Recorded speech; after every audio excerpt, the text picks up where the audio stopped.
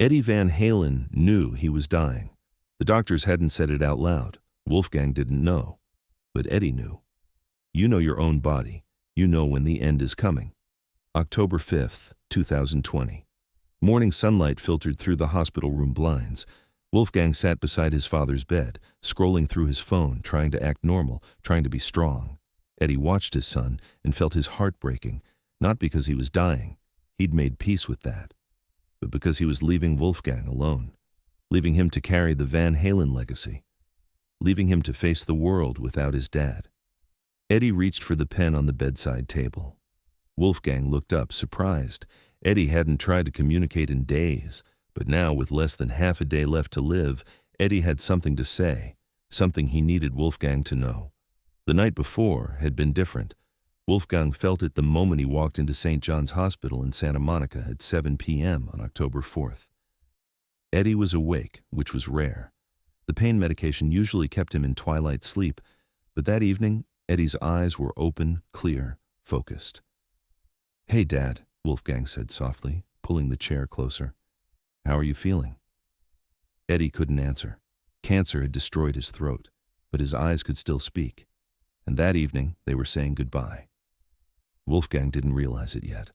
They'd been through this before. 20 years of fighting cancer. The diagnosis in 2000 when Wolfgang was 9. The surgeries, the remission, the return. Each time Eddie had fought back. Each time Wolfgang had been there. That's what Wolfgang told himself as he sat there that October evening, holding his father's hand.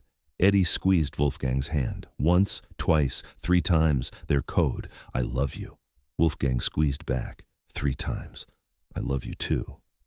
Wolfgang talked about his music, his album.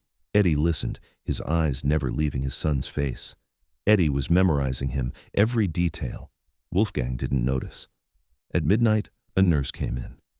"Mr. Van Halen needs to rest now. You should go home, get some sleep." Wolfgang hesitated. Something in him didn't want to leave. But Eddie made a small gesture with his hand. "Go. Rest. I'll still be here tomorrow." "Okay, Dad," Wolfgang said, standing up. He leaned down and kissed his father's forehead. "I love you. I'll be back first thing in the morning." Eddie's eyes said what his voice couldn't. "I love you too, son." Wolfgang left at 12:30 a.m. He drove home through empty Los Angeles streets, went to bed, and didn't sleep at all. He kept reaching for his phone, checking it, waiting for a call from the hospital. The call never came. But the feeling, that heavy, inexplicable feeling, wouldn't leave him. He was back at the hospital by 8 a.m. on October 5th. Eddie was sleeping, his breathing labored, machines beeping steadily around him. Wolfgang took his usual seat beside the bed and waited. This had been his life for months now, waiting, watching, hoping. At 11:42 a.m., Eddie's eyes opened. He looked directly at Wolfgang, and something in that gaze made Wolfgang's chest tighten. Eddie's eyes were saying goodbye. Wolfgang could feel it now, the thing he'd been denying all morning, all night, all week. This was the end. "Dad," Wolfgang said, his voice breaking.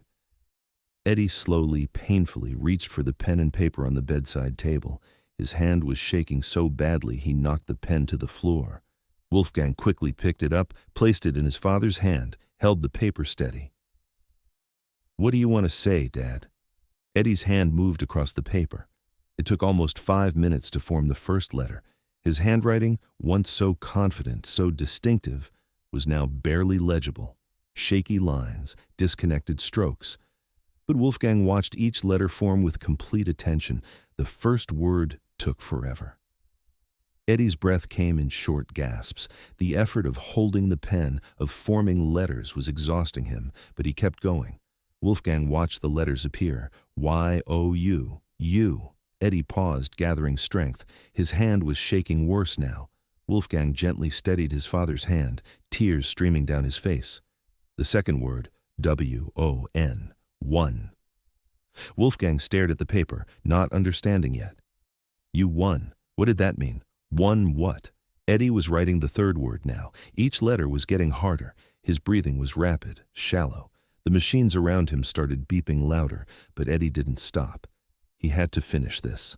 The final letter completed. Eddie let the pen fall from his hand. He looked at Wolfgang, and in his eyes was peace, pride, love, everything a father could feel for his son. Wolfgang looked down at the paper, 3 words in his father's dying handwriting. "You won, Wolf." Wolfgang felt like he'd been hit in the chest. Memories flooded back. That day in 2000 when Eddie came home with the cancer diagnosis, 9-year-old Wolfgang climbing into his father's lap and saying, "You can't die, Dad. I won't let you." Eddie had said, "We'll fight it together, Wolfie." And Wolfgang, fierce and determined, had replied, "We're going to win." 20 years of fighting, 20 years of hospitals and treatments and fear and hope, 20 years of Eddie trying to stay alive one more day, one more week, one more year. For Wolfgang, always for Wolfgang. And now, in his final hours, Eddie was telling him, "You won." Not "we lost," not "the cancer won," but "you won, Wolf," because Wolfgang had given his father 20 years. 20 years that the doctor said wouldn't happen. 20 years of memories, 20 years of music, 20 years of love. Wolfgang had been 9 years old when he decided his father wouldn't die, and Eddie had held on until Wolfgang was 30 years old. A grown man, a musician, ready to carry the legacy. Wolfgang understood. His father wasn't saying they'd beaten cancer. He was saying Wolfgang had won the thing that mattered. He'd given Eddie a reason to fight. He'd given Eddie 20 extra years of life that shouldn't have been possible. He'd won his father back from death again and again and again. And now, Eddie was ready. He'd done what he needed to do. He'd watched Wolfgang grow up. He'd taught him everything about music. He'd prepared him for this moment. Eddie could let go now, knowing that Wolfgang would be okay, knowing that Wolfgang had won. "Dad," Wolfgang sobbed, clutching the paper. "Dad, don't go. Please don't go." Eddie couldn't speak, but his eyes said everything. "I have to go, son, but you're going to be okay. You're strong. You're ready. You won."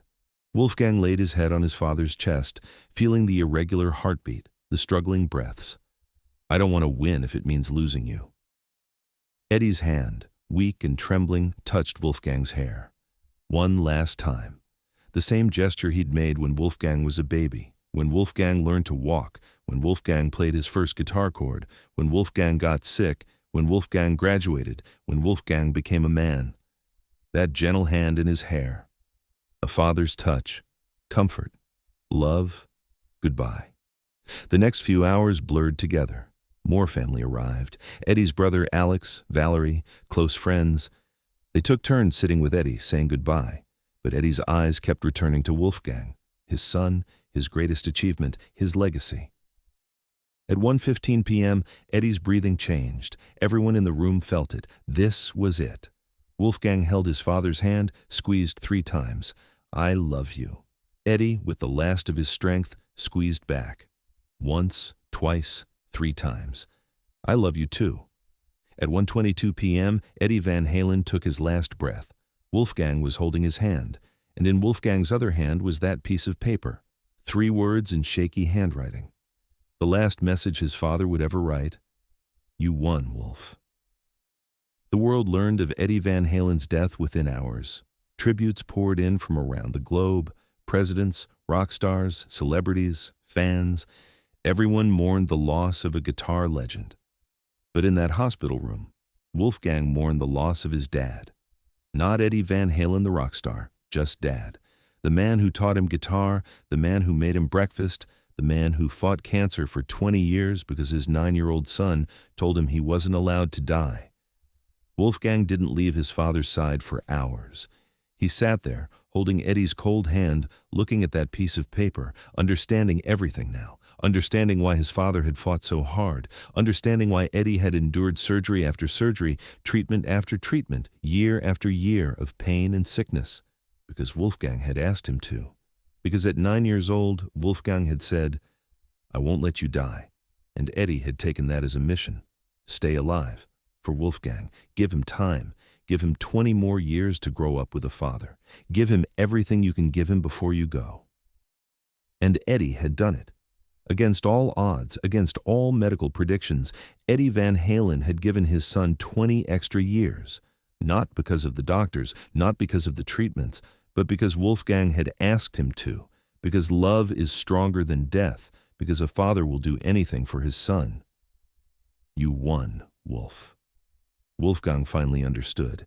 He hadn't won by keeping his father alive forever. That was never possible. He'd won by giving his father a reason to fight. He'd won by being the thing Eddie lived for. He'd won by making every extra day worthwhile. He'd won by becoming the man his father always hoped he would be. 3 days later, Wolfgang posted on Instagram a photo of him and his father from happier times. The caption was simple. I can't believe I'm having to write this, but my father, Eddie Van Halen, has lost his long and arduous battle with cancer this morning. He was the best father I could ever ask for. Every moment I've shared with him on and off stage was a gift. My heart is broken. I love you so much, Poppy. What Wolfgang didn't share was the paper. That was private. That was between a father and son. Weeks later, Wolfgang's mother Valerie found him in his music studio at 3 a.m. He was holding the paper, tears streaming down his face. Wolfgang, she said softly. He told me I won, Mom, Wolfgang said, his voice broken, his last words to me. You won, Wolf. But I don't feel like I won. I feel like I lost everything. Valerie sat beside her son and held him.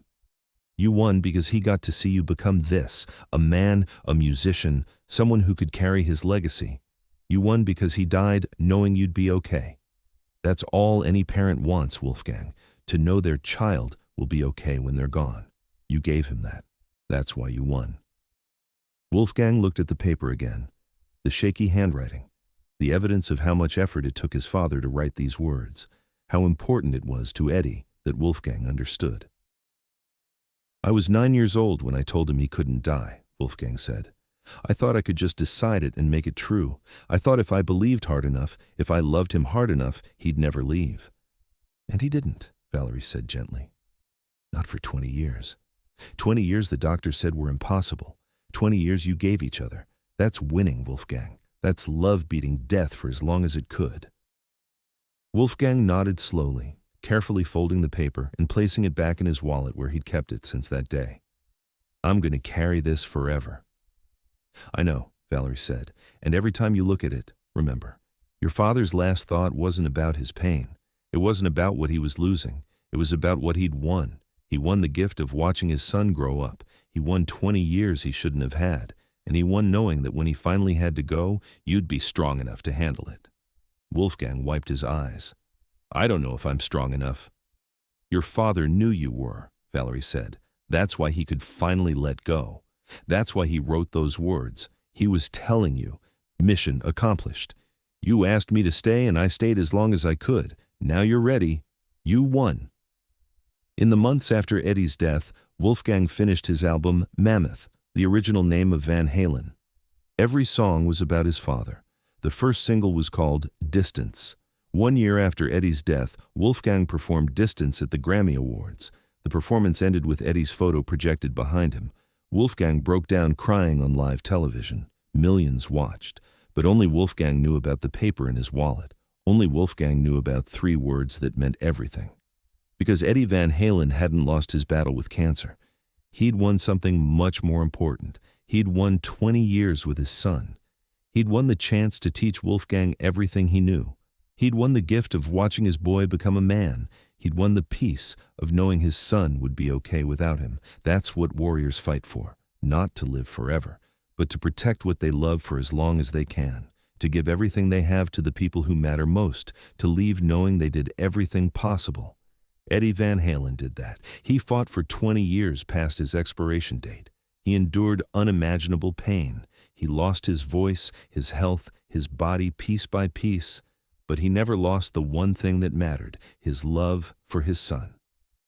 And in his final hours, when he could barely hold a pen, when forming letters was agony, when he had minutes left to live, Eddie used those precious moments to tell Wolfgang one last thing.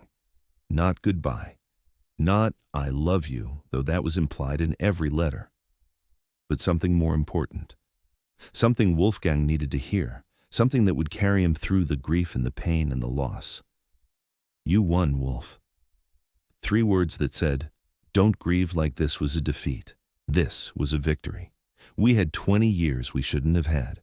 We beat the odds again and again. We loved each other well. We made every moment count. We won. Wolfgang Van Halen carries that paper everywhere, in his wallet, against his heart. The ink is fading now. The paper is worn soft from being touched, but the message remains clear. A 9-year-old boy once looked at his father and said, "You're not allowed to die." And 40-year-old Eddie Van Halen had replied with everything he had, "Okay, son, I'll stay." And he did. For 20 years. Until Wolfgang was 30 and ready. Until the mission was complete. Until the victory was assured. October 5th, 2020, 11:42 a.m. Eddie Van Halen wrote 3 words to his son. 3 words that contained a lifetime of love, sacrifice, and triumph. 3 words that transformed a tragedy into a victory. 3 words that proved love doesn't lose to death. It just changes form. You won, Wolf. And Wolfgang finally understood. They both did.